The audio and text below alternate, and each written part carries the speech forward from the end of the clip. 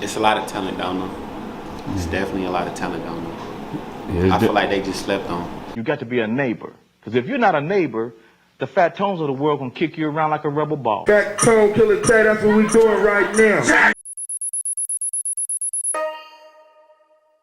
Fallen City Series, Kansas City. Why can't rappers from this city blow up? In today's feature, I'd like to do something different and from time to time bring you stories, in my opinion, why certain cities just can't seem to produce rappers that make it to that plateau where their music affects all the markets of advertising, which leads to a certain revenue that allows them to live a more comfortable life, whether they choose to floss it or not, and musically receive mostly favorable critique from music fans, their peers, and charts we use to signify a job well done. Every so often in hip-hop, you will see a city make a surge to claim their place in the game, and it leads to all eyes focused on that city, and artists one behind the other to cross the threshold into blown-up status, fame, and money. The city holds its moment in hip-hop and rap for as long as possible until it's the next city's turn to showcase their music, culture, lingo, and style to the rest of the world. Most recent examples of this can be seen in what the Bronx, New York music is doing right now in the drill scene. Before that, Jacksonville had a small window, Detroit made a wave that they still have a bit of this year.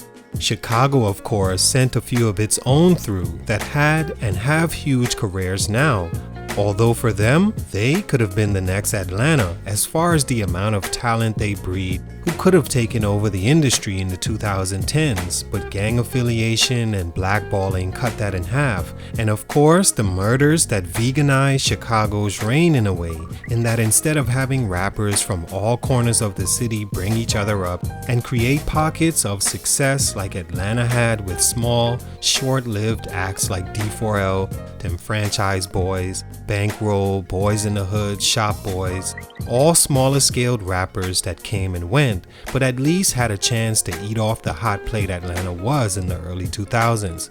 No, they didn't become the big names from the city, but every scalp needs edges, every braid needs hang time, and every head has a back, sides, and a top that make a full head of locks instead of shaved sides that don't present a fullness to the bigger picture.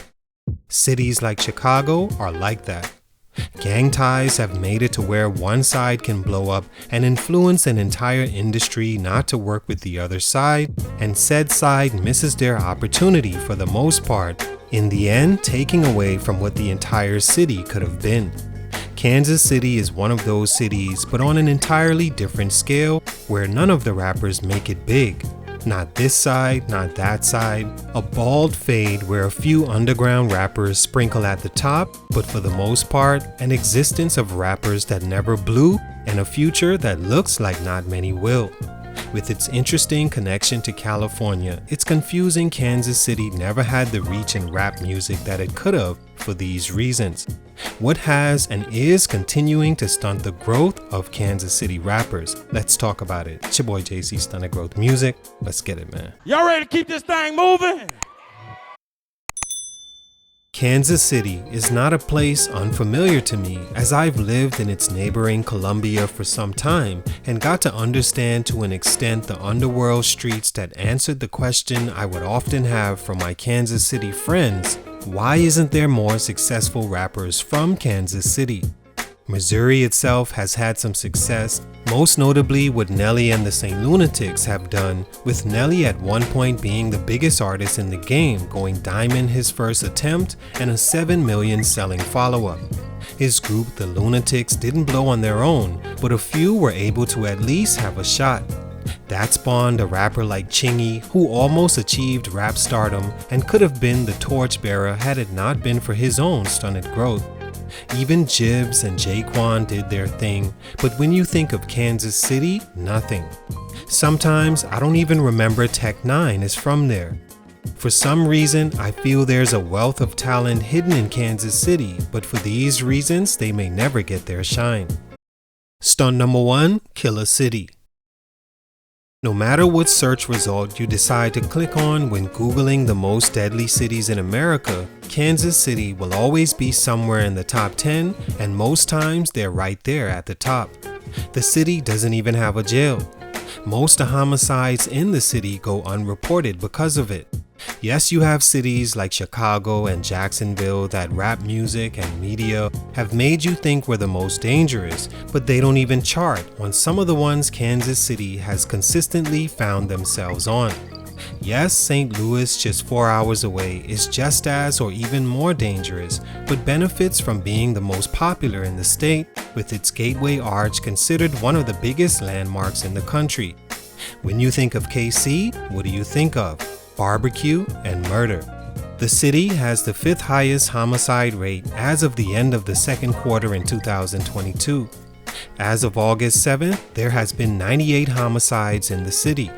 That's just over 12 a month, almost equivalent to the 155 murders last year in KC, good for nearly 13 per month in 2021. That's not counting the racial discrimination and other factors that hold young black men back in that city. In this kind of environment, just surviving is the main daily goal. Imagine trying to be a rapper. Maybe an internet backpacker, but a street rapper that represents the environment in Kansas City will never happen. The chances you become an artist making noise in the city and still being able to live and move around it is slim to none, for the simple fact you may die before you see it happen. Stunt number 2, the Cheddar Bob Effect. Cheddar, what the f are you doing? Cheddar Bob is a character from the popular movie 8 Mile starring Eminem that ended up shooting himself in the nuts with his own gun while trying to be a tough guy.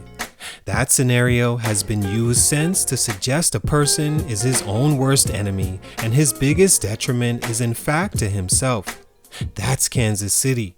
As soon as they have a rapper about to cross over and possibly blow, they take him out as jealousy still remains the most true about KC. Having spent time out there as mentioned and even posed a question to a few associates why Kansas City rappers never blow up, jealousy has always been their most consistent response. It's an aura I've honestly only ever felt in Kansas City. It's like they'd rather none of you get on instead of one that lifts the rest. Everyone thinks somehow they should be the one in the lifting position.